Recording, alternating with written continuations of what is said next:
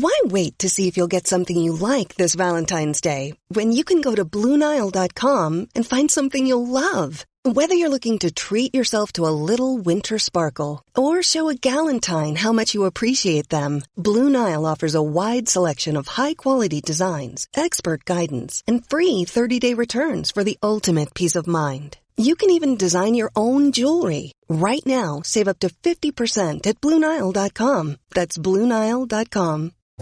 First, the bad news.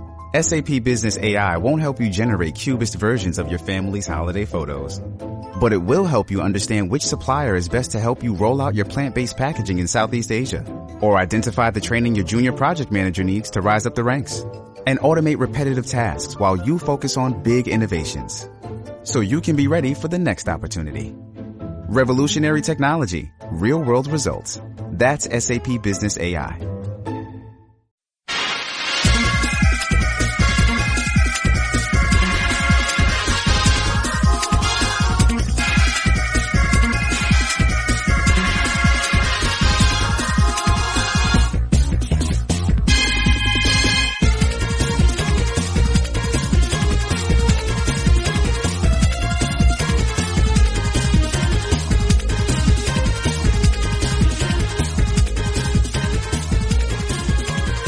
Hello again, hockey fans. Are you ready to brave the wild with me, your host, Paladino Joey Awajan?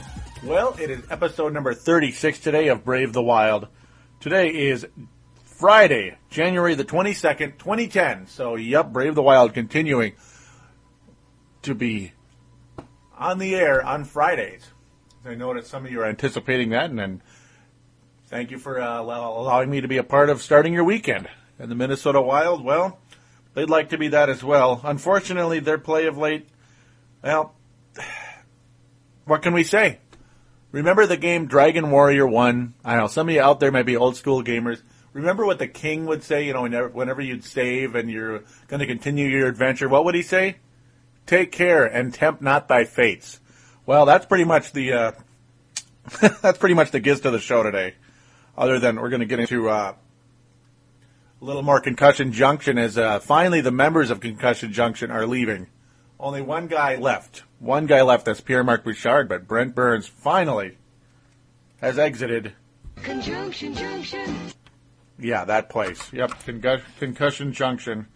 Finally, no more Brent Burns in that, and he looked pretty good last night. So, yep, those are going to be the ideas of the show today. Of course, Peter Sykora, no longer a member of the Minnesota Wild.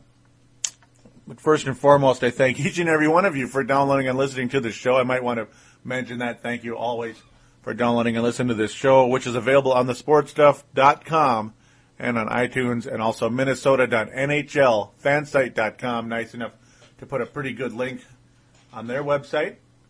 On the left-hand side, the upper left-hand side, it says Brave the Wild, plain as day on there. So I definitely appreciate that. It's definitely helped the show. But, of course, thesportstuff.com, the flagship website for Brave the Wild. All right, let's just continue on to the guest today. Yeah, take care and tempt not thy fates. Well, the Wild have been tempting their fates just a little too much of late. It's been a theme all across the Minnesota Wild lately. All the talkers, all the shows on the radio, the shows on TV. And guess what? I mean, I got to talk about it too, because it's exactly what's going on. I mean, check it out, man. It's unbelievable. Wild giving up 6 goals against Phoenix. They got on 4-0 against Dallas, 3-1 against Detroit. Yeah, you know, well, guess what? 0 for 3 this time, folks. The Wild were 0 for 3, and suddenly the very stellar play of the Minnesota Wild hitting a brick wall. And we hope and pray that that can come to some type of end tomorrow at 8 o'clock against the Columbus Blue Jackets, the hated Columbus Blue Jackets, who are also our sister team. And yes, they're the sister. We're the brother. They're the sister. Yeah, okay, enough of that, right? Columbus Blue Jackets were doing decent earlier in the year. They have really fallen off the face of the earth of late, all the way down to the 14th seed in the vaunted Western Conference, which the 14th seed is only 3 points behind the Minnesota Wild at this point. So, maybe they're not too bad, huh? Columbus Blue Jackets. That's pretty sad when you consider we're only 3 points ahead of the 14th seed right now. Ouch. Ouch, big time. So let's just continue here. let's get to the actual games we're going to talk about first. Oh, what a doozy it was in Phoenix. Boy, what a fun game this was. You remember when the Minnesota Wild used to dominate the Coyotes? I always call them the Coyotes, but the Phoenix Coyotes. The Wild used to always dominate them. Marian Gaborik always played well against the Phoenix Coyotes. And then, interestingly enough, when Wayne Gretzky took over, even though they still stunk under Gretzky, the Wild started having troubles with them. Gaborik suddenly stopped scoring. In fact, he was usually on the injured reserve, which was his, it was just his, they should have just called him injured reserve. That's all he was. I mean, that's what his number should be, not 10, IR. Until he joined the New York Rangers and is pretty much leading the NHL in goals all season. Cute. Real cute, huh? Talk about BS there. But Minnesota Wild had kind of a Marian Gaborik performance out of Guillaume Latendresse as, it's Guillaume Latendresse again. How many times have I talked about him already this year in the last month or so? We're just going to continue because he had a hat trick. That's right, a hat trick in this game. His 13th, 14th, and 15th goals of the season. Unfortunately, just not. The Wild's goaltending has fallen off the face of the earth. The Wild's defense is not the same. Nicholas Backstrom is not the all-star goalie he was last year. And this game flat stunk. It just stunk. Yeah, Latendresse had a hat trick, but this was all he had to say about it. What happened against Chicago isn't going to happen every night. Latendresse said, if we want to be on the playoffs, cute that he said that, we need these 2 points. And yeah, they didn't get any. The Wild gave up 4 goals in that third period. 4. They gave up a quick 2 to Phoenix, so at least, halfway through the first period, it was already 2-0 Phoenix in about a 2-minute span. Shane Doan, of course, that's a guy who's always been a pretty big factor for the Phoenix Coyotes. Almost always leads them in scoring for the most part the last several years now. Owen Nolan was on the Phoenix Coyotes not that long ago either, about 3 years ago. I remember that. This game just stunk, though. Wild's defense was just not very good. The Wild dominated in the face-off category. Their special teams actually had a pretty good night, considering their special teams have really vanished off the face of the earth, as that was Jacques Lemaire's specialty. Number 1 penalty kill or number 2 penalty kill in the NHL, and they'd be a top 10 power play as well. Yeah, this year they're in the teens for both. The teens. 18th place power play and about, 14th for the penalty kill right now? Yikes. Yeah, the Wild get more regulation goals, but they're giving up a hell of a lot more regulation goals and power play goals as well. Not saying I don't like Todd Richards, but still, just things not... We're still going through a transition, apparently, and it's not looking very good right now, that's for sure. Andrew Ebbett's been back the past few games. He's only a fourth liner at this point in time. There's been a line of late with Andrew Ebbett, Bobby Earl, and James Shepard. That's a line, right? That's a line. Whew. It's kind of scary when you consider that's how low it can get. I mean, and no offense to any of those guys except maybe James Shepard. That's kind of an ugly line. Yet they got a decent amount of playing time last night, believe it or not, which is kind of funny. But, yeah, when you consider those 3 guys on the same line, it's, boy, you're digging, aren't you? You are digging for something. Amazingly, though, yeah, we'll get to that in a sec. This Phoenix game, I really don't have much to say other than the defense was very, very invisible. Latendresse got his hat trick, but it was spoiled miserably as Phoenix just dazzled the Wild all night. Wild only mustered 22 shots against this team. And yes, with the new coaching, with the new coach, he has actually done a pretty good job for these Phoenix Coyotes. And believe it or not, they are a playoff team as of right now. They are the 4th seed. They'd actually have home ice advantage over the Vancouver Canucks in the first round with that 4th seed. Phoenix Coyotes have unbelievably improved with their new coach ever since Wayne Gretzky moved on to something else, apparently. I believe he's still a part owner of the team, but whatever. He has a winning road. The Phoenix Coyotes have a winning road record and an excellent home record, 19-8, 10-9 on the road. Though amazingly, they've only been 500 in their last 10. That's amazing, considering how good their record still is and how well overall they've been playing. So it's not like the Wild lost to a sucky team or anything. It's just still, it was a sucky game. It was a sucky game. The Wild just stunk most of the night. It was almost unwatchable. I mean, if you like hockey, you don't like 6-4. Even if your team wins, it's still kind of like, yeah, 6-4. Jeez. But, when you lose 6-4, whew. Yeah, it's great that we got a hat trick from La Tendresse, but rough, very rough performance for the Wild. Very rough indeed. And, of course, that was on. Forgot to even mention the date. Though some of you might not care. That was last Saturday, the 16th, so about 7 days ago. So then go to Monday the 18th, Minnesota Wild. Go to Dallas. Now, some of us might want to actually call the Dallas Stars our arch rival because you can't really call the Chicago Blackhawks their arch rival as much as you want to. The Wild and the Blackhawks don't have really any history. Yeah, the North Stars and the Blackhawks, the history was endless, like forever and ever and ever, and it was beautiful.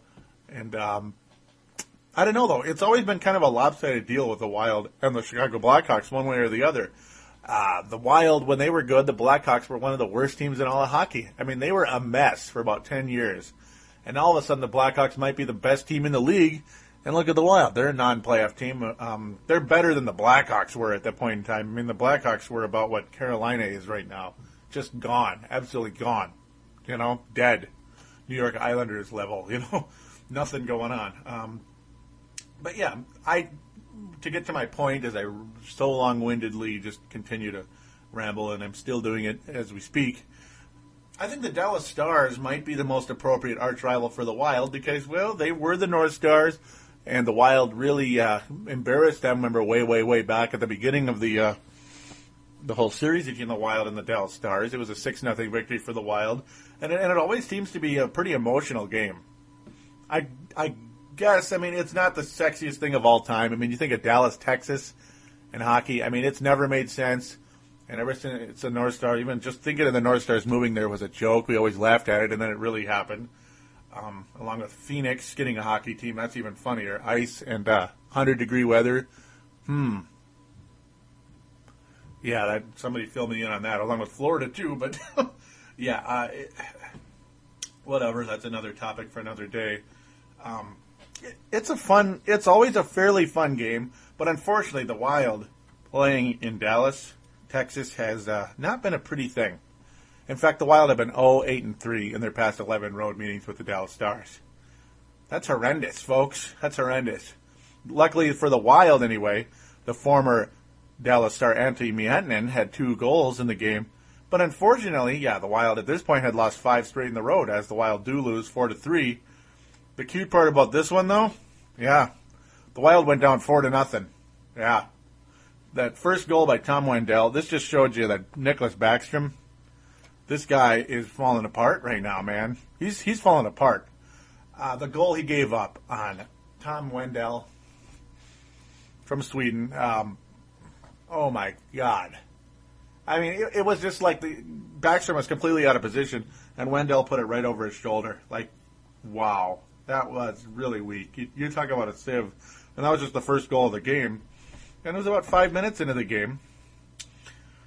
So the Stars take that 1-0 lead into the second period. It was just kind of a back-and-forth deal. The Wild really didn't muster much, though. Mostly a lot of grinding after that. Unfortunately, the Wild just didn't muster. It was a really boring first period for the Wild. And then the very final North Star in existence, Mike Modano. At age 39, he's about a half year younger than Brett Favre. He'll turn 40 in June. And, of course, Brett Favre, yeah, that's a hint of, yeah, you know, shout out to the Vikings out there. Go get them this weekend.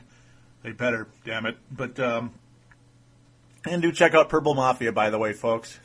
Yeah, if you're football fans, that shows something that's pretty cool. Purple Mafia, thesportstuff.com and iTunes. Yeah, enough of that. Mike Modano got his 8th goal of the year. That was almost immediately when the Dallas Stars got a power play in this game. Yeah, they got a power play, and Modano put it in. It was actually not a bad play at all. Brad Richards was just a beautiful, beautiful pass to Modano, and he just buried it. And it was like, oh man, that was kind of cool for a guy his age to do it, to make it look as easy as it was. It was pretty cool to see, and it's like he can still play. He's certainly not what he once was. And to be quite honest, I'm not sure Mike Modano ever really lived up to the number 1 overall pick dominance you'd expect.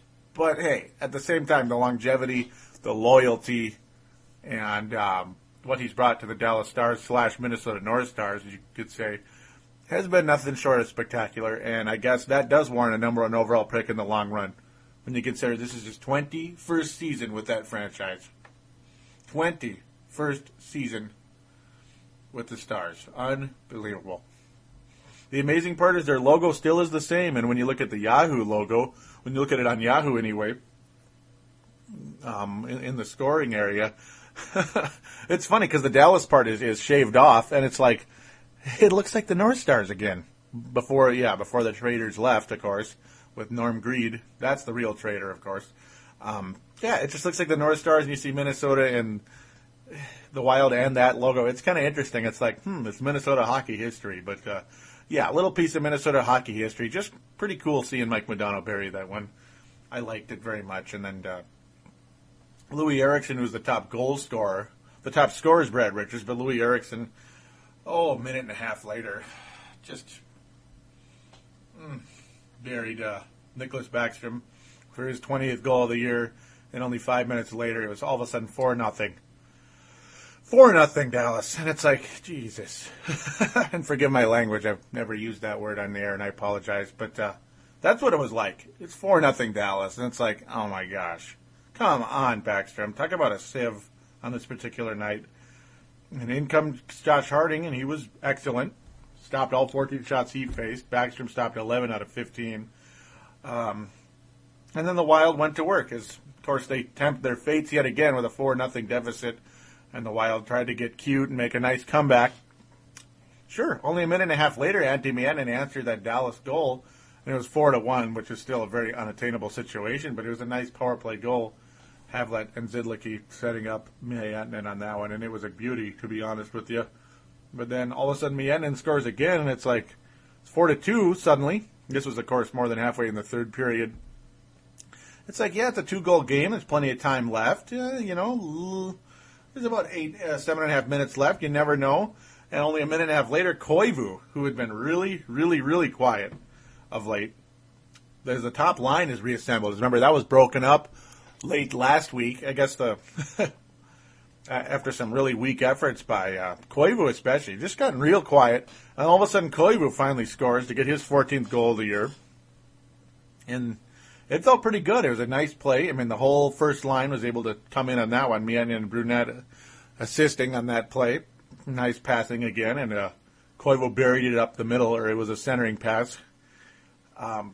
It felt good. It felt good to finally see Koivu score again. It's like, where has this guy been? He'd been getting almost no shots on goal. He'd been virtually invisible. And this started like a much better stretch of hockey from Mikko Koivu in particular, as the Wild fought, but Auld just was too much for the Wild. Alex Auld just would not let the puck through. And the Wild tempted their fates, and guess what? They lose another one. They lose yet another, unfortunately. And that's going to be the main topic of the Detroit game in a sec. It got really interesting, though, when things really started getting emotional. This is when the Wild started to make their comeback. As Ott and Josh, Otter as they call him in Dallas, Otter, he's a pretty tough guy, a fighter over there in Dallas, and he's a physical player. Josh Harding actually went at Ott when Ott kind of landed on top of Harding, and Harding got impatient thinking that Ott was doing it on purpose, but he was really tripping over Harding's goalie stick. And then all of a sudden Harding and Ott were going at it like crazy. Pretty crazy. It was pretty interesting to see. And Todd Richards had this comment. I think the one thing that got some emotion going on our bench is the altercation with Josh and Ott. It stirred up some emotion. You could feel it on the bench. And that's what we need from the start of the game. We can't wait. So, yeah, we can't wait. And exactly. They need some more emotion from the start of the game. And they just came out awfully flat the first period with only 6 shots on goal. And it would help if there was a little bit better puck control, less turnovers. I mean, the Wild turned the puck over so much. It's unbelievable. Even the veterans have been doing it, and it's like ridiculous to watch at times. Way too many takeaways for Wild opponents of late, and the goaltending has just been pitiful from Nicholas Backstrom. It's been, to be honest, I'm not even going to say pitiful. It's been uncharacteristic, to be more friendly, because I think Nicholas Backstrom is one hell of a goalie, and he is the greatest goalie in Wild history. And the Wild have not been poor in the goalie category. In fact, you could say the most valuable players in the history of the Wild have all been goalies, really. You could argue that. I mean, Fernandez and Rolison, not Ralston. Fernandez and Rolison really took the Wild on that playoff run. They really did. And Nicholas Backstrom has been an absolute anchor. He's been the first number one goalie in Wild history because he's the first guy who's been so good he just flat took over the job. Whereas Roley and Manny had to fight over it for years and years. And even Jamie McLennan and Manny had to fight over it in the very first season. So, yeah. There I go rambling again. Yeah, hey, it's Wild talk. I could talk about it, right? I'm sure you guys aren't going to complain too much about that. So, that was pretty much it. Dallas Stars come out victors, and it's just like, why did you have to go down 4-0 when you have the ability to score goals? And the defense was a lot better, really not that long ago. I mean, in December, it was excellent. I mean, look at this. There's a lot of games. I mean, there's one game they gave up 5, but they gave up 2 against Toronto. They gave up 4 against Tampa Bay. That's not good. They gave up 3 to Washington, 3 to Phoenix, 2 to the Islanders, 2 to Boston, 3 to Colorado, and 2 to Colorado. Only 1 to Calgary later in January. And then all of a sudden, just after that, it was just bam, bam, bam, bam, bam, bam, other than that St. Louis game and the Vancouver game. Those two were kind of crazy. That was a stretch of pretty good defense, but boy, has it gotten real ugly of late. I mean, you get 6 to Phoenix, 4 to Dallas, 4 to Detroit, and it could have been a lot more, really, to be honest. Especially in that Dallas game. That was horrendous. And no, they did not give up 4 to Detroit. That was a shootout game. It went to overtime, and that's a shootout. I don't know. I hate how they do that in the... I hate how they do that with the scores. They say it's 4-3. It was 3-3, but then you count the shootout goal, I guess, as that fourth goal. It's not an official goal, so to speak. So let's continue before I get too long and the show gets too long for you to even stand it anymore and it's unlistenable. Wild head to Detroit. Yeah, the Minnesota Wild.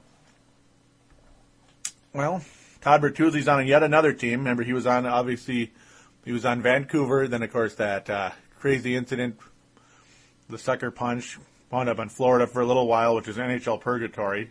Nobody even knows who's on that team hardly right now, other than Thomas Vokoun. That's a name I used last week instead of Luongo, because I believe Luongo was on the Florida Panthers. Somehow I got that mixed up.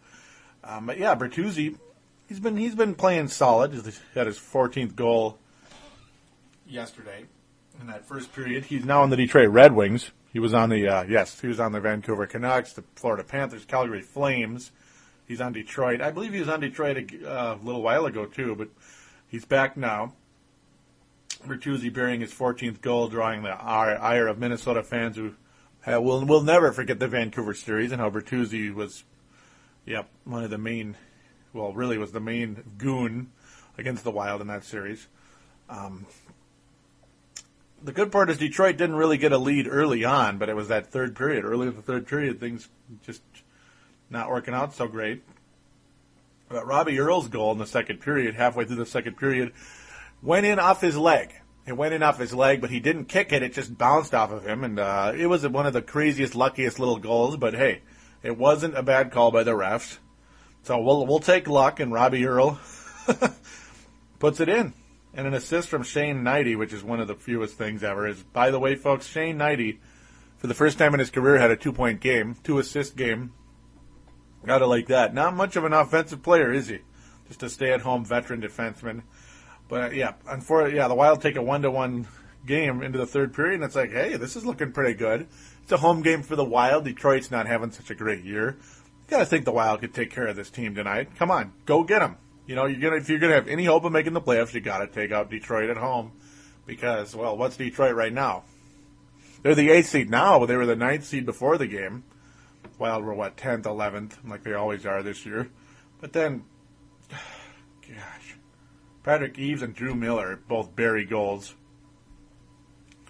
within about a 7-minute span in the third period. Now, this was after Josh Harding got hurt. Josh Harding got hurt, unfortunately, on making a crazy save after a nasty turnover by the Wild. He had to make a kick save and unfortunately injured his hip.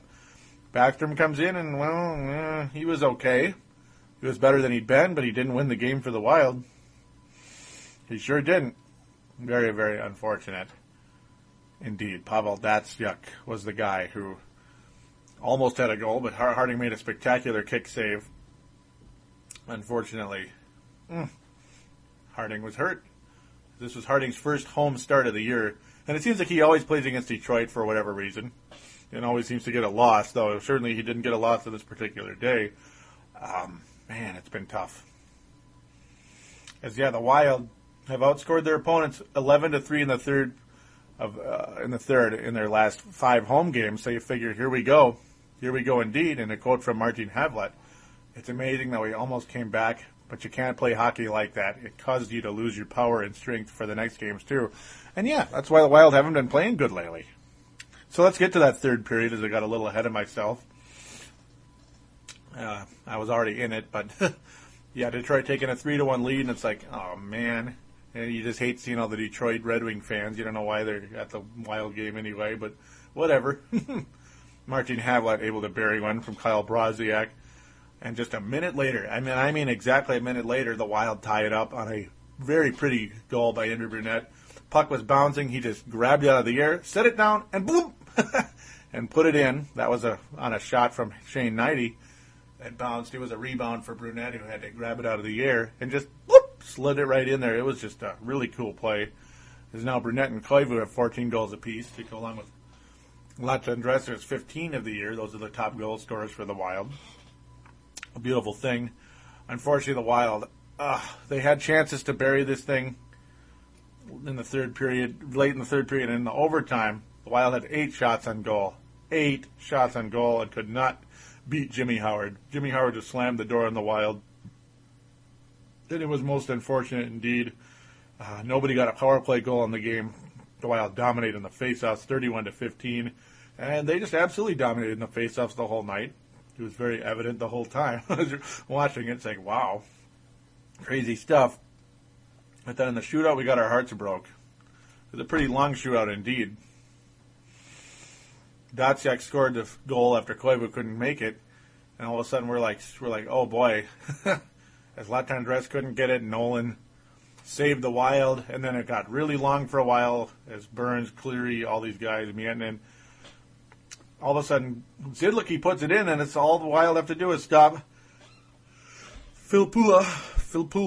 But no, Nicholas Backstrom gives up that goal. Belanger couldn't put it in, and then Drew freaking Miller scored earlier to make it 3-1. Buries the Wild. The Wild thought they had it won. All you got to stop is Filppula. No, it can't be done. Nicholas Backstrom lets the Wild down again. Filppula and Drew Miller steal the victory away from the Wild. They thought they had a comeback, and they didn't. And that was the end of that. Very frustrating indeed, as you'd want to take care and tempt not thy fates, but the Wild did it one too many times. And Backstrom has absolutely disappeared from his NHL prominence of late. It's been quite frustrating, as the Wild are now the 12th seed in the Western Conference. And how about this, folks? How about this? The Calgary Flames right now would not be in the postseason. With how... Man, the top 3 in the Northwest Division look awfully good right now. Colorado, Vancouver, and Calgary. It's only 4 points separate the 3rd seed from the 9th seed. 4th seed from the 9th seed. 4 points. You talk about a logjam. That is insane. The Wild trail Colorado by 10 points for the division lead. So even that's really not that far away. You just got to have a nice little stretch of hockey. Yeah, maybe a little bit better play on the road would help. But yeah, I guess we're going to have to stand with that right now. I mean, why even ramble on about it anymore? It's a little too frustrating. Hard to say what's really going to happen there. So I'm going to take a quick break, and we'll get into the little more news talk right after this.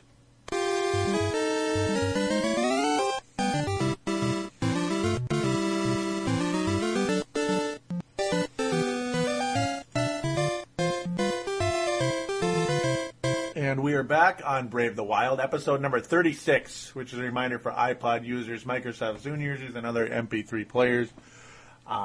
Thank you indeed for stopping by. I appreciate it so much, like always. So, Peter Sykora, as mentioned, he is gone. He was a member of Concussion Junction earlier in the year. Not much of a factor the whole season, didn't really seem to fit. He was put on waivers earlier in the week on Tuesday, and they wanted him to be on the top two lines. Didn't work out. The Wild and agent Alan Walsh could not get anything going. They just did not get agree pretty much the way Sykora was being treated, so to speak. Sykora just was invisible anyway. 14 games, he had 3 points. 3 points in 14 games. Very, very frustrating. He was a 20-goal scorer for 10 consecutive seasons, and that's not looking good anymore. Very, very, very disappointing, and that's just too bad. He did clear waivers, though. He did clear waivers. We'll get to that in a second. As Brent Burns also returns to practice finally. He missed 29 games because he was in concussion junction. Conjunction junction. But Brent Burns has returned to action once and for all. So now there's only one guy left, finally. So concussion junction is getting pretty empty now. Thank God. I like doing the bit with conjunction junction song, but it's not fun though when half your team is on injured reserve because of concussions. It really sucks actually. And the best of all the players on it finally back, and he looked awfully good last night. That was more than enjoyable. He was a factor most of the night, but of course did not factor in the scoring part of the game. But as mentioned now, as we get back to Peter Sykora, he was unclaimed. Now the trade is possible. I'm not sure really what's going to happen there. With the help of agent Alan Walsh, general manager Chuck Fletcher is trying to trade Sykora and appeared to be getting closer Wednesday. This is on Wednesday. I'll take the next couple days and explore what trade options may be. The first priority will be to try to trade him. If that doesn't happen, there are other options. Not sure exactly what he means there. We'll just have to find out. In today's salary cap world, nobody was willing to take Sykora off waivers. A handful of teams would take Sykora, but they want the Wild to take a player back in return because of the salary cap. It's pretty strict in hockey, by the way. Fletcher is willing, if it makes sense.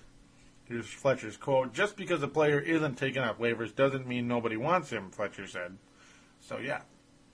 That's how things are going right now. Back to Fletcher. Again, another quote.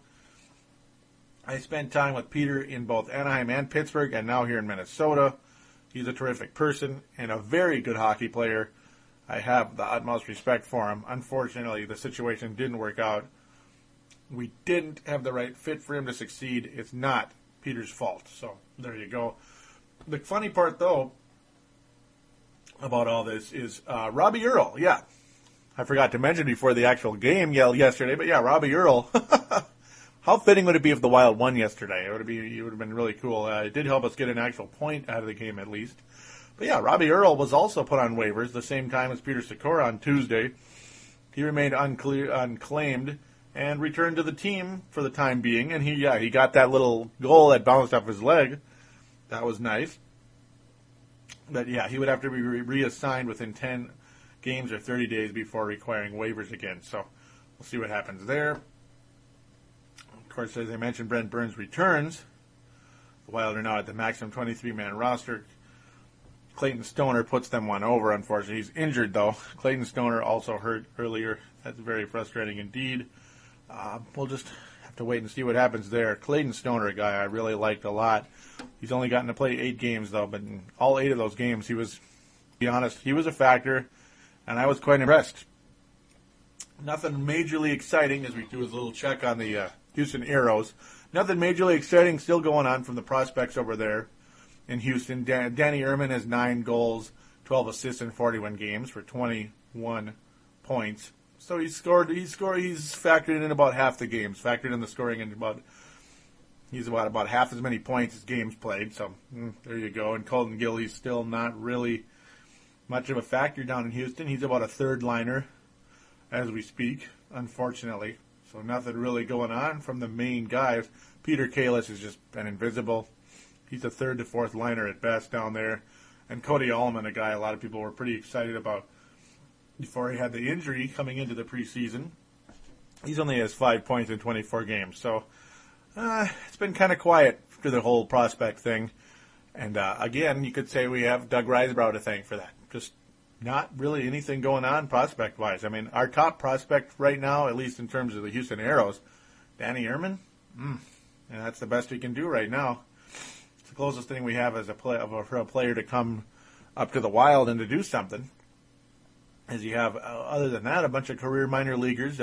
Maxim Norio is an interesting one, though. I believe he's an undrafted deal. He's an interesting one, as he's been actually pretty decent for the Houston Aeros. 30 points in 43 games. He's stood out. He leads the team in assists with 20, as I mentioned. Who knows, though? Who knows? He also leads the team in shots as well. Of course, his shooting percentage pretty low at about 7% because he shot 131 shots. Yeah. That's all a big unknown at this point in time, though. If the Wild wanted to call him up, they could have, because there aren't that many scorers in this team, and a guy like James Shepard, who I wouldn't mind seeing on the Houston Aeros right now to possibly clean up his act a little bit. Maybe he can go join Peter Kalis and have 8 points in 30-some games, just like him. But we'll just have to wait and see there. It's just the cupboards are still bare, folks. We just hope that Chuck Fletcher can do a little something about that. So, well, I'd like you guys to please join the sportstuff.com message boards. But first, though, I'd also like you to call into the phone lines at 209-736-7877. That's 209-736-7877. It is a voicemail. Please treat it as such. Mention you are calling in for Brave the Wild, and you will be a part of the show. State your comment, shout out, opinion, whatever it is. Leave your name in town and opine, and you will be on board Brave the Wild with me, Paladino Joey Wygen. And also, we need more hockey fans. I know you guys are out there. I mean, I know you guys are out there. There's numbers for a reason. So, because that means there are people listening. So please do join up for the message boards on thesportstuff.com.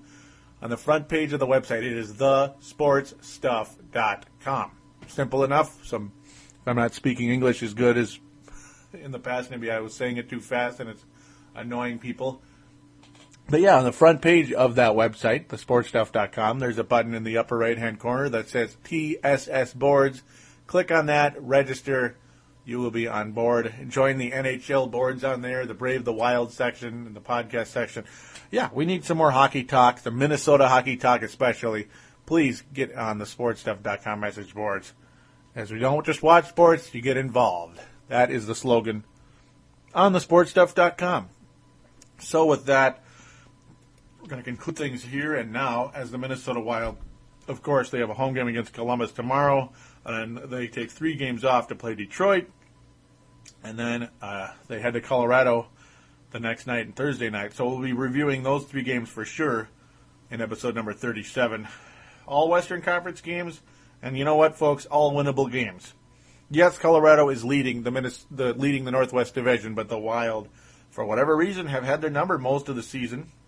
Detroit has had the Wild's number probably since the beginning of time, because they had the North Stars number most of the time as well.